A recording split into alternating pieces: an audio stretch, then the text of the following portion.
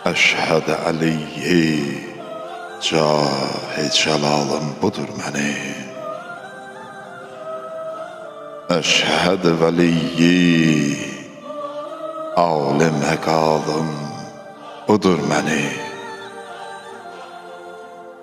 Bir gün tutam o daməni bir mövc eşqidən, ta zərridən bu yana xəyalım budur mənim. Ey zadəlikdə, fəzlidə bir nisbət havliyat, vəsfində əfv qıl ki, kəmalım budur mənim. Qalə Rəsul, qalə Əlidir, nə fərqi var? Buğz əhlinə həmişə sualım budur mənim. Namında afitab qılır hər şey irtifa,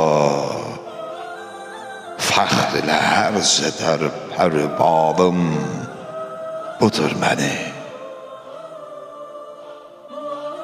Qarşımda eyni mənzilə sahib deyil hilal, dil hansı üzlədir ki hilalım budur mənim. Heç zülfiqara heç nəyi təşbih gətirmirəm, mən qorxuram deyəm ki misalım budur mənim.